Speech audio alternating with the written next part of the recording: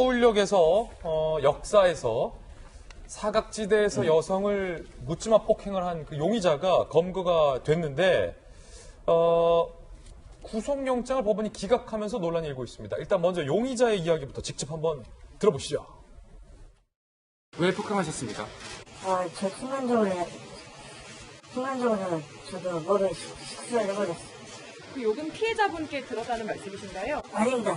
욕을 표현 안 하고 제 잘못은 그냥 순간적으로 욱해버려가지고 큰 실수해버렸어요. 피해자분께 하시고 싶으신 말씀 없으십니까? 깊이 사죄하고 한 번만 용서를 깊게 구하는 바에는 앞으로 그런 일 없도록 하겠습니다. 제가 잠시 큰 실수를 해버린 것 같으니 다시 한번 용서를 깊게 구합니다. 어제 저희가 CCTV 영상도 보여드렸지만 해당 여성을 폭행하는 것 말고도 서울 역사 인근에서 무차별적으로 한 여성에 대해서 강하게 어깨를 밀치는 CCTV 영상도 저희가 함께 지켜봤는데 이 남성이 체포됐어요. 구속영장을 청구했는데 법원에서는 영장을 기각했습니다. 그 이유가 불법 체포였다는 겁니다. 집에서 자고 있던 이 씨를 긴급 체포한 건 위법이다. 긴급 체포가 위법한 이상 구속영장 청구는 받아들일 수 없다라고 영장을 기각을 했습니다. 김광선 변호사님, 이건 어떻게 바라봐야 합니까?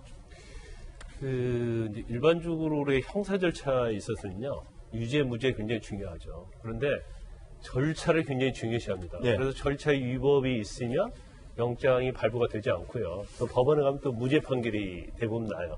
죄가 있든 없든 사안이 중대하든 어쩌든 그런 걸 따지지 않아요. 절차 위배되면. 그래서 판사가 영장을 기각한 이유는 긴급 체포 자체가 절차에 위배가 됐다 그렇게 얘기를 하면서 영장을 기각한 건데 어떤 면이 위배가 됐느냐. 근데 긴급 체포는요. 보존한 증거인멸 우려가 있으면서 법원으로부터 사전영장을 발부받을 수 있는 시간적 여유가 없을 때 긴급 체포할 수 있도록 이렇게 되어 있거든요. 그러면 저 같은 경우는 이번 거 같은 경우에는 이 사람에 대해서 아마 CCTV를 통해서 이제 신호를 확보한 걸로 보여요. 그리고 나서 휴대폰으로 경찰에 계속 전화를 했는데 안 받았다고 그래요. 그리고 집을 찾아갑니다. 집을 찾아서 문을 두드리는데 열어주지 않는 거예요. 그냥 자고 있었던 거예요.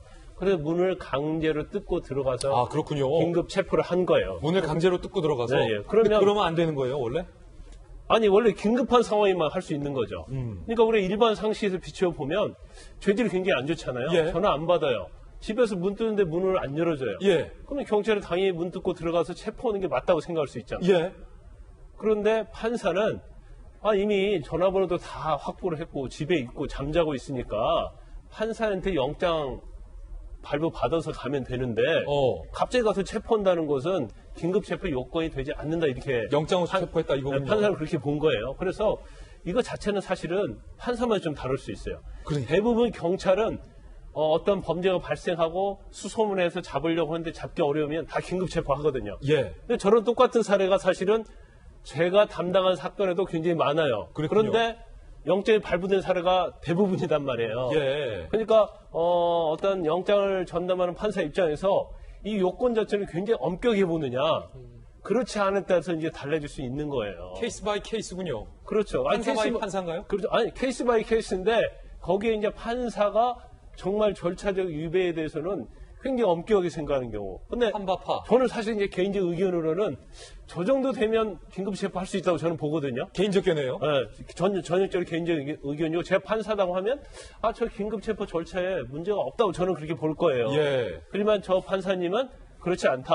자기가 생각할 때는 사전영장 발부 받아가지고 체포할 수 있는데 왜 그 제도를 이용하지 않고 긴급 체포했느냐. 이건 요건에 어긋난다 그렇게 본 거죠. 그러니까 또 판사마다 다를 수 있다는 거예요. 그렇군요. 지금 영상에서 보셨던 것처럼 해당 피해 여성뿐만 아니라 다른 익명의 사람들에게도 폭력적인 행동을 했고 경찰이 출동했을 당시에 순순히 체포에 응하지 않았고 집에서 나오지 않았던 상황에 대해서 경찰은 현재 어필하고 있는 상황인데 김용주 의원님, 김광삼 변호사님도 사실은 검사 출신의 또 대표 변호사잖아요. 그러니까 제가 개인적 견해라고 했지만 이게 일반 변호사랑은 이 의견의 중량감이 다를 수밖에 없는데 쉽게 말해서 쉽게 제가 해석하면 이거 영장 기각하고 이해가 안 된다. 지금 이렇게 얘기한 거예요. 예. 근데 제가 보기에는 이제 경찰이 약간 조급함이 있었어요. 제가 보기에는. 왜냐하면 초동 수사를 좀 게을리했던 부분들이 좀 있어요. 그러다 보니까 이제 뒤늦게 이게 언론에 밝혀지면서 경찰이 따라서 추적해서 그럼 진작에 하지 이런 예. 부분들이 분명히 있는 거예요. 그러다 보니까 좀 무리수를 뒀다.